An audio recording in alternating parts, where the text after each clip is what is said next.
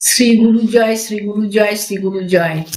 আমি আজকে আবার ভগবান দাদু নবান্ন উৎসবে আর একটা সত্য অলৌকিক ঘটনা নিয়ে আমি আপনাদের সামনে উপস্থিত হলাম। প্রথমে আমার কুলদেবতা গিরিধারী লাল জিউর চরণে এবং ভগবান দাদুর রাতুল চরণে অনন্ত কোটি প্রণাম জানাই এবং শ্রীগুরু সঙ্গে সকল শিষ্য ভক্তদের জন্য রইল আমার শ্রীগুরু জয় সম্ভাষণ এবং গিরিধারী ও ভগবান দাদুর রাতুল চরণে তাদের মঙ্গল প্রার্থনা কামনা করছি। বরিশাল জেলার সোনাউটা আশ্রমে ভগবান দাদু সোনাউটা আশ্রম সম্বন্ধে বলতে গেলে বলতে হয় ভগবান দাদুর প্রথম নিজ হস্তে প্রতিষ্ঠিত সোনাউটা আশ্রম, এবং ওই আশ্রমে ভগবান দাদু প্রথম নবান্ন উৎসব করেন এবং এই নবান্ন উৎসবটা তিনি যে করতেন নিজে হাতে সমস্ত কিছু করতেন, নিজে হাতে নবান্ন প্রস্তুত করতেন, নিজের তদারকিতে সব নবান্ন প্রস্তুত করে সে দেবতাদের ভোগ দিতেন এবং নিজেই সবকিছু করতেন। উনি কারোর উপর ভরসা করতেন না, উনি নিজেই সবকিছু করতেন। তা এবং প্রতি বছরেই এই অনুষ্ঠানটা ওইভাবেই হতো। এক বছর দেখা গেল যে ভগবান দাদু সে বছর আসতে অনেক দেরি করছে, উৎসব এসে গেছে কিন্তু ভগবান দাদু তখনও সেখানে উপস্থিত হতে পারেননি। তা ওখানকার শিষ্য ভক্তরা সকলে মনে মনে করছে যে কি ব্যাপার হলো, গুরুদেব এবার কেন উপস্থিত হচ্ছে না, তাহলে এবার কি আর নবান্ন উৎসব হবে না? খুব তারা বিষণ্ণ হয়ে গেছে, মনে মনে খুব কষ্ট পাচ্ছে আর কি, যে কি করে উৎসবটা হবে, এখনো গুরুদেব উপস্থিত হতে পারলেন না। এদিকে রূপরতন দাস দাদার বাড়িতে, যেখানে সোনাউটা আশ্রমটা প্রতিষ্ঠিত হয়েছিল, সেই দাদার মেজ ছেলে যজ্ঞেশ্বর দাস দাদা স্বপ্নে দেখছে যে ভগবান দাদু খরম পায়ে আশ্রমের উঠানে হাঁটাচলা করছে।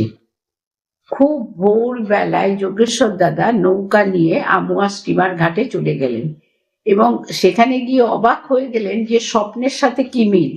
ভগবান দাদু স্টিমার ঘাটে ডেকে নেবে পাঁচালি করছেন এবং যোগেশ্বর দাদা নৌকা নিয়ে যাওয়াতে উনি সেই নৌকা নিয়ে সোনাউটা আশ্রমে চলে এলেন। সোনাউটা আশ্রমে চলে এলেন এবং শিষ্য ভক্তদের মনে যথারীতি প্রচুর আনন্দ হয়ে গেল যে এবার তাহলে উৎসবটা হচ্ছে, এবং ভগবান দাদু যথারীতি নবান্ন প্রস্তুত করলেন, দেবতাদের ভোগ দিলেন এবং সেই প্রসাদ সকলে বন্টন করলেন বা সকলে ভাগ করে নিলেন। তা এদিকে সুধাংশুভূষণ দাদা এই সোনাউটা আশ্রমের সাথে খুব ঘনিষ্ঠতা ছিল। তা উনি তো ডাক্তারি করতেন, তা দুপুরবেলা খেতে এসছে, তখন তার মা বলছে যে বাবা তুমি আর আজকে বিকেল বেলায় ডাক্তারখানায় যেও না, আমার মনে হয় আশ্রমে গুরুদেব এসে গেছে, তুমি যদি ওখানে না যাও তাহলে উনি মনে মনে খুব কষ্ট পাবেন। আমি লঞ্চ ঘাটে নৌকা রেখে এসছি, তুমি ওই নৌকা নিয়ে সোনাউটা আশ্রমে চলে যাও। এই সোনাউটা আশ্রমে চলে যাও বলাতে আর উনি আর দেরি করেননি, উনি আশ্রমে চলে গেছেন এবং চলে পৌঁছেতে বেশ সন্ধে হয়ে গেছে, বেশ রাত্রি হয়ে গেছে।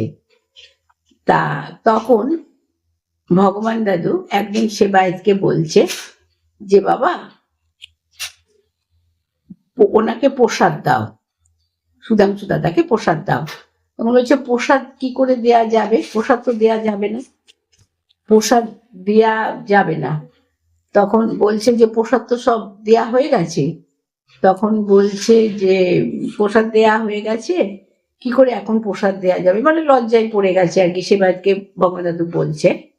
তখন ভগবান দাদু হাসতে হাসতে বলছেন, কোথায় আছো মানবেন্দ্র পুরী, তোমার জন্যে গোপীনাথ ক্ষীর করেছেন চুরি। এই কথা বলছেন আর হাসছেন, হাসতে হাসতে সেবায়ত জেনে তাকে বলছে, দেখো রাধা গোবিন্দর আঁচলের তলায় এক বাটি, পাথরের বাটির এক বাটি নবান্ন আছে, ওই নবান্নটা এনে তুমি সুধাংশুকে দাও।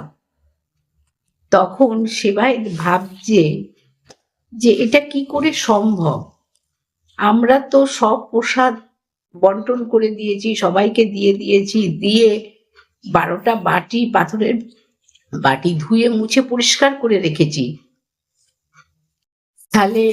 তাহলে আমরা জানবো কি করে, এই ভাবছে মনে মনে।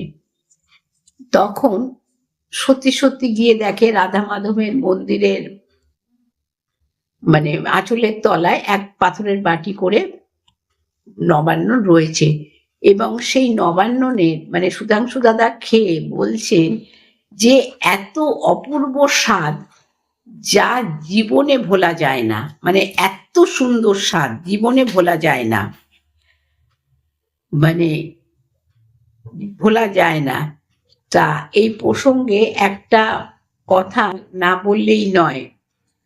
অদ্যবধি সেই লীলা করে গৌর রায়, কোনো কোনো ভাগ্যবান দেখিবারে পায়। মানে লীলা তো ভগবান দাদু করছেনই, প্রতিনিয়ত প্রতি মুহূর্ত করছেন, কিন্তু সেই লীলা দেখার মতন ভাগ্য কজনার হয়। শ্রী গুরু জয়, শ্রী গুরু জয়, শ্রী গুরু জয়। আমি আমার গুরু কথা থেকে বিশ্রাম নিলাম। শ্রী গুরু জয়।